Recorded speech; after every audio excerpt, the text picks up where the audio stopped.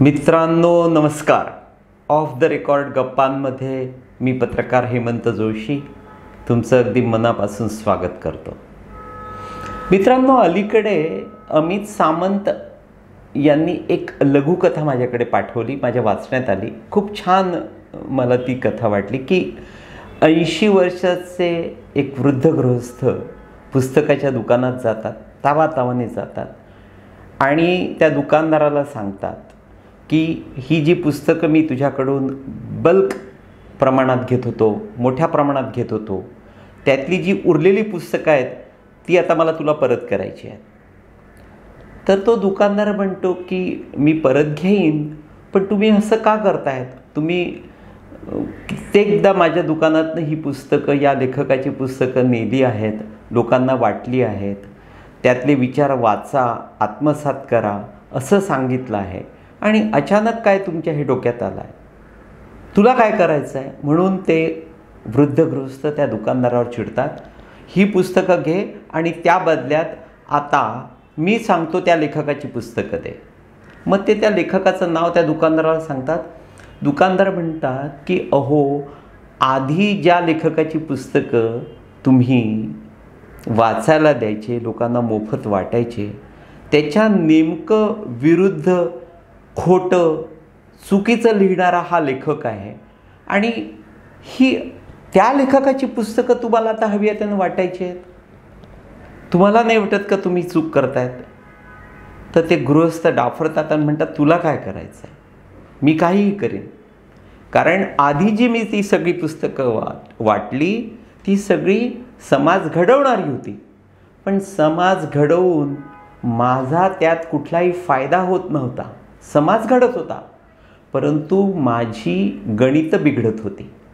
आता हा समाज बिघडवणारा जो लेखक आहे त्याची पुस्तकं जर मी वाटली तर माझं दुकान व्यवस्थित चालेल, मी माझ्या क्षेत्रामध्ये यशस्वी होईल.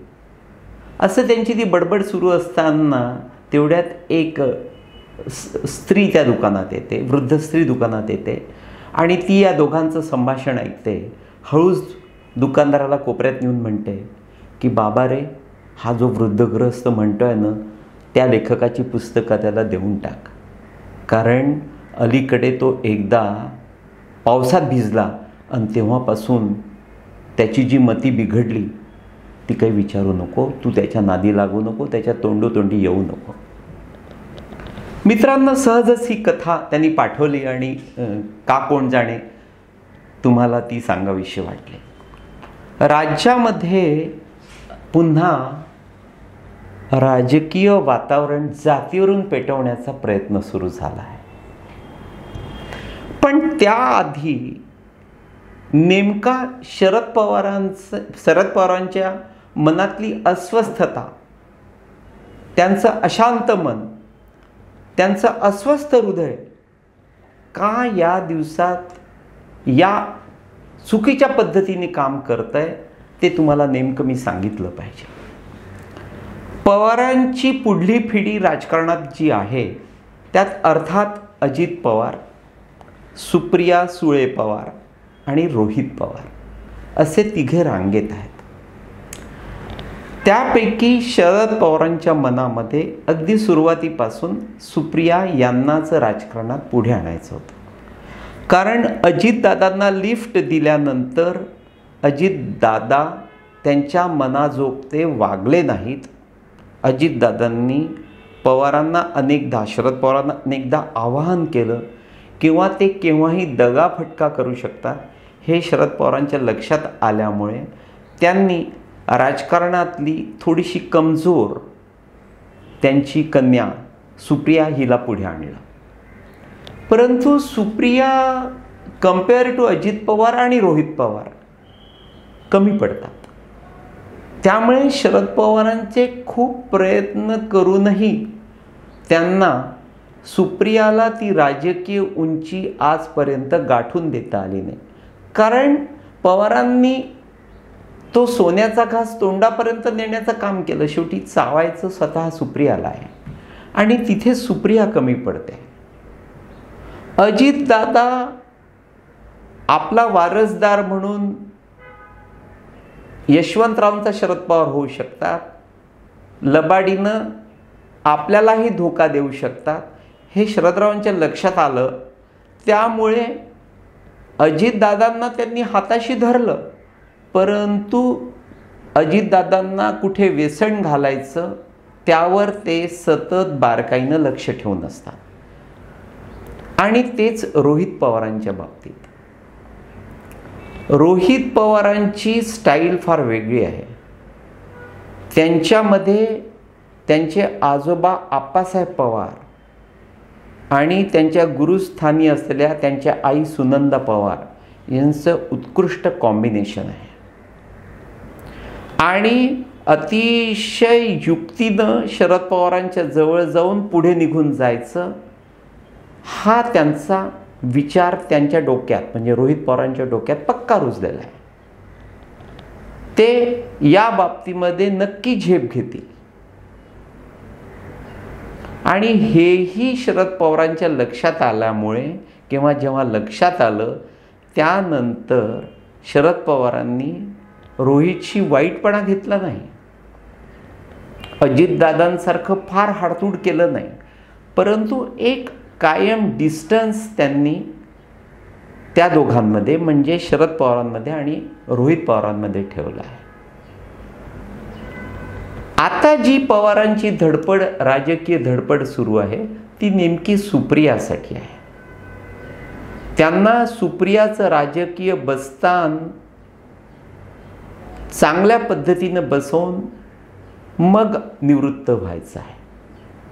पण काही केल्या हे सगळं त्यांच्या मनासारखं घडत नाही. मित्रांनो, माझा पत्रकार मुलगा विक्रांत आहे ना, तर त्याच्या वागण्याची, बोलण्याची, विशेषतः माझ्याशी बोलण्याची स्टाईल ही शरद पवारांच्या स्वभावाशी फार मिळती जुळती आहे. म्हणजे तो नेहमी गुगली टाकत असतो. समजा मी नागपूरला निघालो असेल तर पटकन विचारतो, एकटे आहात की कोणी येणार आहे? म्हणजे आपल्याला वाटतं की अरे आपण काही कुठल्या मैत्रिणीला बरोबर नेतोय की काय. किंवा अशा अनेकदा प्रश्न, गाडीत एकटेच आहात का की कोणी बाजूला बसलाय? म्हणजे असं तो अशी गुगली टाकतो की आपण क्षणभर अरे हा आपल्याला इकडून तिकडे कुठे बघतोय की काय असं होतं. आणि आपण आपोआप सावध होतो. पवारांचं नेमकं तेच आहे. त्याच पावलावर पाऊल उद्धव ठाकरे पण टाकताय. म्हणजे ते पण वेगवेगळ्या गुगली टाकून शिंदे, फडणवीस यांच्यापासून सामान्य लोकांचं मन आणि मत विचलित करण्याचा या दिवसात आटोकाट प्रयत्न करतात. मित्रांनो, मी राज ठाकरे यांची अलीकडे निलेश खरे यांनी घेतलेली मुलाखत, झी टीव्हीवर घेतलेली मुलाखत बघितली. निलेशनी चांगली तयारी केली होती, कारण निलेशला माहिती आहे की चुकीच्या पद्धतीने जर बोललो तर राज एका क्षणात समोरच्या माणसाची उतरवून ठेवतात. त्यामुळे इतर वेळी सामान्य भासणारा निलेश पण त्या मुलाखतीत मला खूप आवडून गेला. खूप छान प्रश्न त्याने विचारले. आणि अशी अनएक्सपेक्टेड मीडियाची प्रगती बघितली ना, ते लोकशाही चॅनल सध्या आलं आहे. कुठले तरी औरंगाबादचे उत्साही माणसं, उत्साही व्यापारी, उत्साही व्यावसायिक एकत्र आले आणि त्यांनी ते चॅनल सुरू केलं, लोकशाही वाहिनी सुरू केली. खूप चांगली झेप घेतली, इतरांना चांगली स्पर्धा देते. मला हे अशी मीडियाची प्रगती बघितली की छान वाटतं. खरेने घेतलेली मुलाखत कौतुकास्पद वाटली. आणि राज ठाकरे त्याच्या प्रत्येक प्रश्नाला अतिशय चांगल्या पद्धतीने उत्तर देत होते. धमाल माणूस आहे. म्हणजे तो माणसांमध्ये मिसळतो. उद्धवसारखा एकलकोंडा नाही. तो माणसं लक्षात ठेवतो. उद्धवसारखा माणसांना विसरणारा नाही. तो दिलदार आहे. ठीक आहे, दुर्दैवाने त्याच्या हाती सत्ता नसल्यामुळे, राज ठाकरे यांच्या हाती सत्ता नसल्यामुळे कदाचित आर्थिकदृष्ट्या त्यांच्याकडनं कार्यकर्त्यांनी किंवा काही आर्थिकदृष्ट्या कंगाल असलेल्या नेत्यांनी फार मोठ्या अपेक्षा ठेवू नयेत. पण त्याचा उद्धव ठाकरे नक्की होणार नाही. उद्या जर उत्पन्नाचे स्रोत राजकडे वाढले तर राज नक्की या लोकांच्या पाठीशी उभा राहील. मी फार जवळून राज यांना ओळखतो. आता राज आणि निलेशच्या मुलाखतीचा संदर्भ मी इथे का दिला सांगू. तुम्ही माझे मागल्या वर्षभरातले व्हिडिओ आणि लेख पुन्हा एकदा चाळून बघा. तुमच्या असं लक्षात येईल की मी जे लिहिलं आहे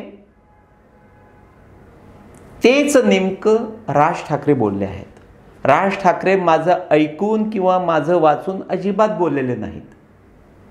परंतु जे राज ठाकरे यांचे विचार उद्धव किंवा शिवसेनेबाबतीत आहेत तेच विचार किंवा तीच माहिती माझ्याकडे होती आणि जी मी नेमकी तुमच्यासमोर मांडली. इथे अर्थात उद्धव ठाकरे हा विषय आज नाही. विषय आहे शरद पवारांचा. जेव्हा कुठे काही जमत नाही ना तेव्हा पवार नेमके जातीवर येऊन धडकतात. अगदी परवाच त्यांनी कुठल्याशा कार्यक्रमामध्ये दादोजी कोंडदेव, त्यानंतर पुरंदरे अशा या सगळ्या मंडळींवर ते घसरले. सगळ्या तिन्ही ब्राह्मणांवर ते घसरले. कारण काय? कारण तेच की महापालिका निवडणुका जवळ आलेल्या आहेत, जिल्हा परिषदांच्या निवडणुका जवळ आलेल्या आहेत आणि जो बहुजन समाज आहे तो पवारांपासून दूर गेलाय हे पवारांच्या लक्षात आलाय. पण तो त्यांच्यापासून दूर गेल्यानंतर तो नेमका शिंदे आणि फडणवीस यांच्या भोवती एकवटला आहे आणि पवारांची अस्वस्थता तिथे आहे. कोकण, मराठवाडा आणि विदर्भ यातला बहुजन समाज हा तसाही पवारांना पर्याय शोधत होता. कारण पवारांनी त्यांना कधी जवळ घेतलंच नाही. मात्र पश्चिम महाराष्ट्रातला बहुजन समाज देखील आपल्यापासून एवढा दूर जाईल असं कधीही पवारांना वाटलं नव्हतं आणि ते आता घडतं आहे.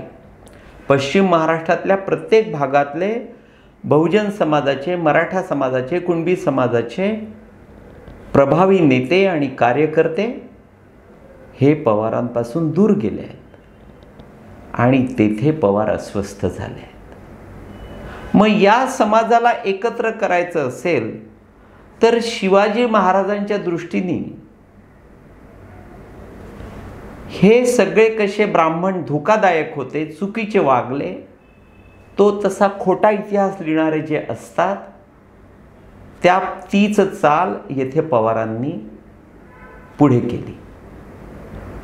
पण आता पवारांच्या भात्यातला हा शेवटचा बाण होता. उद्धवजींच्या सुद्धा भात्यातले सगळे प्रभावी बाण संपलेले आहेत. आता आलाय तोचतोपणा. त्यामुळे जो पवारांना वाटतो की हा माझ्या भात्यातला प्रभावी बाण होता, प्रभावी अस्त्र होतं, ताकदवान शस्त्र होतं, ते तसं अजिबात राहिलेलं नाही. ना पवारांच्या बाबतीत ना उद्धवजींच्या बाबतीत. त्यामुळे त्यांनी कुठलंही अस्त्र आता भात्यातून काढलं तरी ते नक्की प्रभावी नाही. आता ते निष्प्रभ ठरणारे अस्त्र आहेत, निष्प्रभ ठरलेले भात्यातले बाण आहेत. त्यामुळे कितीही प्रयत्न केला, काहीही केलं तरी सर्वसामान्य माणूस आणि पवारांना, उद्धवजींना जवळून ओळखणारे कार्यकर्ते तसंच नेते आता नजीकच्या काळात त्यांच्या जवळ जातील असं अजिबात नाही.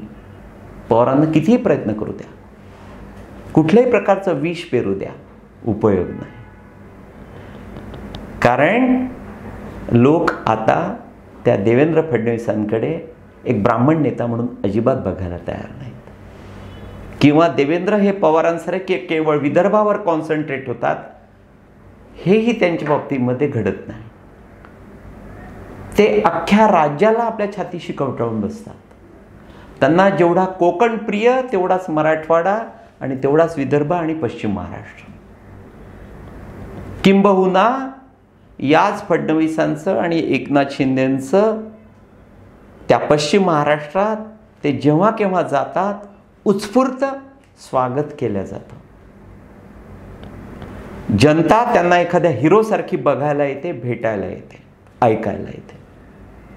सो मित्रांनो, पवारांची धडपड आपण समजू शकतो, परंतु ती सारी धडपड निदान काही काळ शरद पवारांच्या बाबतीत, राष्ट्रवादीच्या बाबतीत, उद्धवजींच्या बाबतीत आणि शिवसेनेच्या बाबतीत म्हणजे उद्धवजींच्या शिवसेनेच्या बाबतीत नक्की निष्क्रिय, निष्प्रभ, निकृष्ट ठरलेली आहे. त्यामुळे पवारांनी आणि उद्धवजींनी 4 पावलं मागे येऊन आत्मचिंतन करण्याची गरज आहे. अर्थात मी फार लहान माणूस आहे त्यांच्यासमोर त्यांना आत्मचिंतन करायला लावणार. पण मी जे काय ऐकतो, जे काय दिवसभर माझ्या कानावर निरोप येतात, त्यातून जे मला दिसतं, जे मला समजतं ते मी सांगण्याचा प्रयत्न करतो. मित्रांनो, तूर्त एवढंच. नमस्कार.